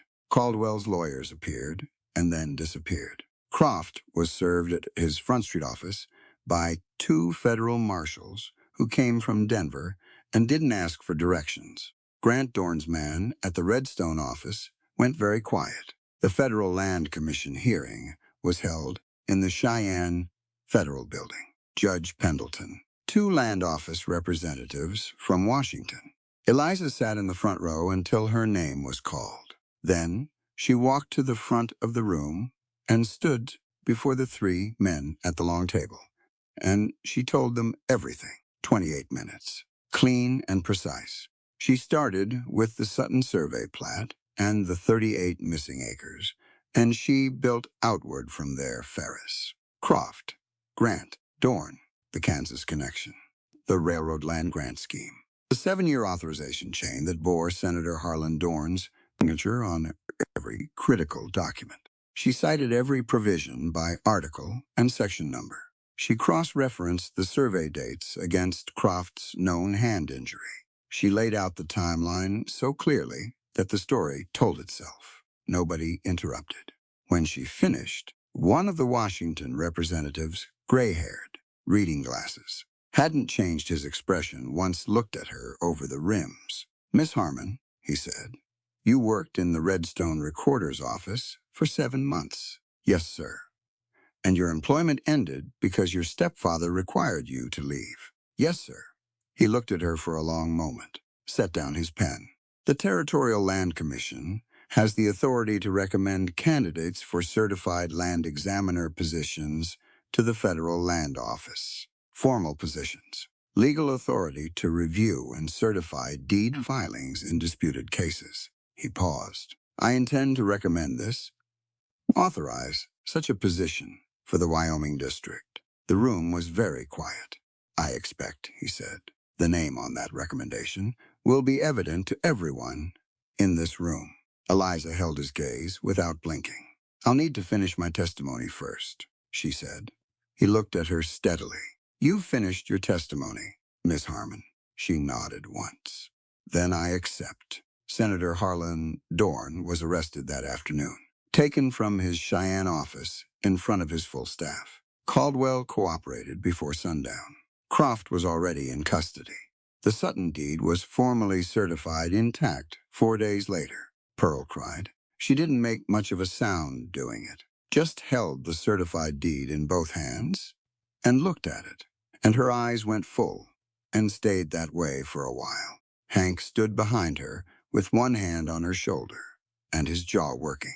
Eliza stood in the doorway of the Sutton kitchen and let them have the moment. Jacob came in from the barn and looked at his parents and looked at Eliza. He didn't say anything. He just nodded once, slow and certain. The way people nod when something they believed in turns out to be true. Pearl looked up, held out one arm. Eliza crossed the kitchen and walked into that arm, and Pearl pulled her in and held on, not gently, the way you hold something you nearly lost. She smelled of wood smoke and soap and something floral that Eliza couldn't name but recognized down in the oldest part of herself. She didn't cry. She stood in it instead, breathed it in, let it be what it was. Her mother had been held by this woman once. Same arms, same kitchen. Some things passed forward through time, without diminishing. She went to see Wade. She went alone.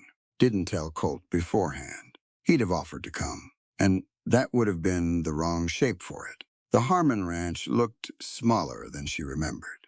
The dead cornfield still hadn't been replanted. The hinge on the gate still needed fixing.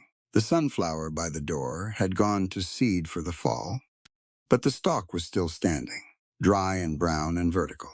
Wade was on the porch. He saw her coming up the road, and he didn't move, just watched. When she came close enough, he could see her clearly. Something shifted in his face. She couldn't name what it was. She didn't need to. She stopped at the foot of the porch steps. "I'm not here to make a case against you," she said. "I don't want anything from you. I'm just here to say something because I need to have said it. Not for you. For me," he said nothing. "You took 2 years of my life," she said. "You took my confidence. For a while. You took my hair, which grew back." She kept her voice level. "You did those things because something in you was broken, and you turned that break outward instead of inward. I understand that. Understanding. It doesn't mean I forgive what you did. Those are different things." She let that sit. "I'm not going to carry what you gave me the way you've been carrying whatever was given to you. That's the difference between us. Not the only difference, but the one that matters now." She looked at him clearly. "Whoever hurt you before I existed, that was wrong. What you did with it was also wrong. One doesn't cancel the other. But I'm not the place where that ends." Wade's mouth moved, opened, closed. He looked at her the way he'd never looked at her in 2 years. Not with calculation. Not with the management of a man deciding how much control to apply. He looked at her like she was a person, maybe for the first time. Eliza didn't wait for him to find words. She turned and walked back down the road. The sunflower stalk stood behind her in the still air, dry and spent and done for the season. But the root was still in the ground. That evening she told Colt about it. They were on the cabin porch. The sky had gone dark early, and the stars were already thick. The clay pot by the door had new buds on it. Pearl had come up 2 days before, quietly, while they were both out, and repotted it with fresh soil. Colt listened without saying anything. When she finished, he said, "How did it feel?" "Like setting something heavy down in the right place," she said. "Not like it's gone, just like it's no longer in my hands." He nodded slowly. "Forgiveness isn't for them," she said. "That's what nobody tells you. It's not about letting someone off. It's about deciding what you're going to carry forward and what you're going to leave where it happened." She looked at the new buds on the pot. "I spent 2 years carrying everything he handed me. I don't want to do that for the next 20. "You won't," Colt said. "No," she agreed. "I won't." Abby Cross came by the following morning. She had a bottle of good whiskey and 2 glasses, and the satisfied expression of a woman who had watched something difficult come out right. She poured, handed Eliza a glass. "Federal Land Examiner. First one in Wyoming Territory," Eliza said. "Not the last." Abby drank. "I wasn't the first female physician to practice in this territory either. Wasn't the last." She looked at Eliza over the rim. "The first one has the hardest job. Not because the work is harder, because you have to do it while everyone's watching to see if you'll fail." "Does it stop?" Eliza asked. "The watching. It gets quieter," Abby said. "And then one day you realize you stopped noticing it." She set down her glass. "The work starts speaking louder than the doubt. That's when you know you're through the worst of it." She stood up. I told a patient last week woman on the South Range. 3 children. Been refusing treatment for a year because her husband said doctors were for weak people. I told her that asking for help is not weakness. It's information management. You're gathering what you need to solve a problem. She buttoned her coat. She let me treat her. She's going to be fine. Eliza looked at her. You're good at this. I know, Abby said simply. That's why I kept doing it when they told me not to. She walked down the porch steps and back toward town. 2 feathers left a feather and a stone on the porch step. No note, no explanation. Just those 2 things beside each other in the morning. Colt picked them up, turned them over in his hands. Feather to fly, he said. Stone to know your own weight. He looked at Eliza. He said this to me when I first came here, 3 years ago, after Dusty Creek. He paused. He's saying it to both of us now. Eliza looked at the 2 objects in his palm. He's right, she said. About both. Later, not much later. Just the natural settling of a quiet evening. They sat on the porch steps together. Colt said, Cheyenne wants you by the 1st of the month. I know. That's 60 miles from here. I know. He turned the feather over in his fingers. I've been thinking about expanding the grazing land on the east side. Means riding the boundary lines more often. Eastern route takes me past the Cheyenne Road. Eliza looked at him sideways. That's a lot of riding, she said. I don't mind riding. She looked back at the valley, at the last of the light going out of the sky, at the Wyoming territory spreading away in every direction, enormous and unhurried and completely indifferent to the small, careful decisions of people who lived inside it. She thought about a girl in a barn who fixed her eyes on a knot in the 3rd board and refused to make a sound. She thought about walking out. She thought about a porch in the morning dark, 2 objects side by side, a man who moved to stand beside her without being asked. The east boundary, she said. How often does that route bring you through? Often enough, he said. She nodded once. That was the whole conversation. Everything that needed saying was in it. The first morning of her new life looked like every other morning. Cold and clear. The sky moving from gray to pale gold. The pines standing still in the windless early air. Eliza stood at the top of the porch steps, with her document satchel over one shoulder. Her hair had grown enough to show its color again, auburn catching copper, where the early light touched it. She looked out across the territory. She thought about the first time she'd looked at this sky and felt vertigo, like it was too large for her, like she'd disappear inside all that space. She didn't feel that now. The space was still there, still enormous, still indifferent. But she was still here, too. Colt came out behind her and stood on the step below hers. Not ahead. Level. Ready, he said. Eliza May Harmon, Federal Land Examiner of Wyoming Territory, stepped off the porch. She didn't hesitate at the threshold.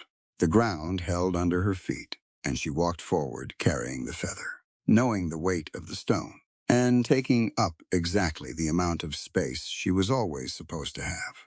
The story you are about to read is entirely fictional.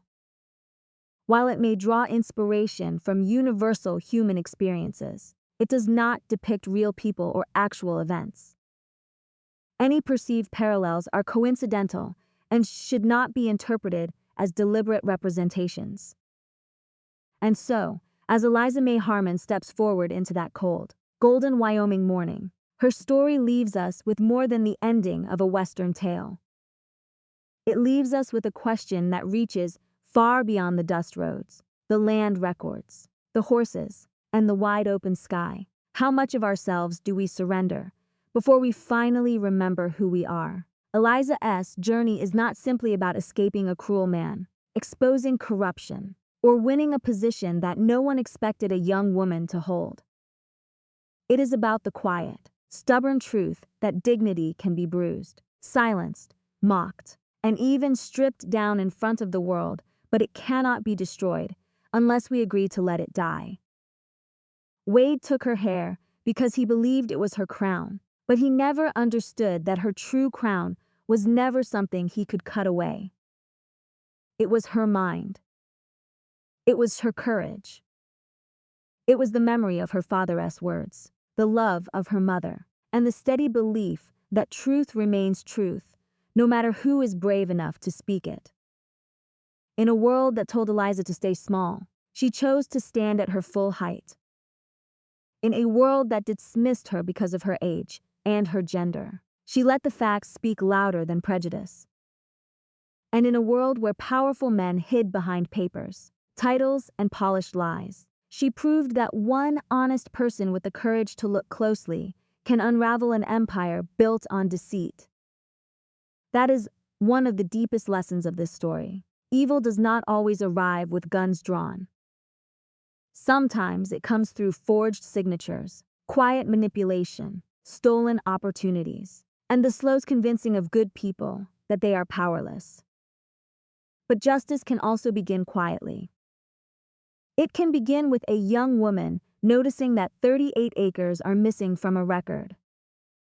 It can begin with one person saying, "No, I'm not all right." It can begin with someone else choosing not to ride past suffering simply because it is easier to look away. Colt, Two Feathers, Pearl, Abby, Haynes, each of them reminds us that healing is rarely something we do alone.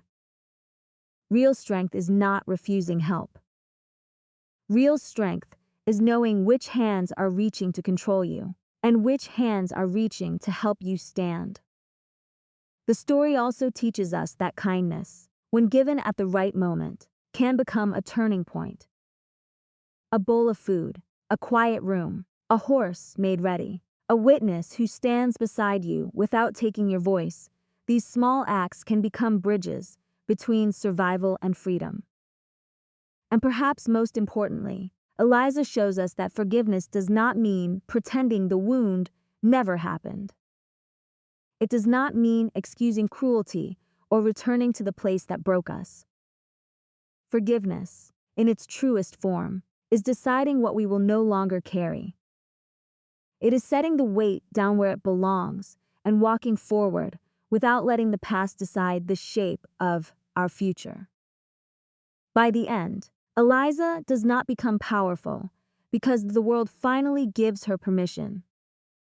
She becomes powerful because she accepts what was always true. She was never less than the people who tried to diminish her.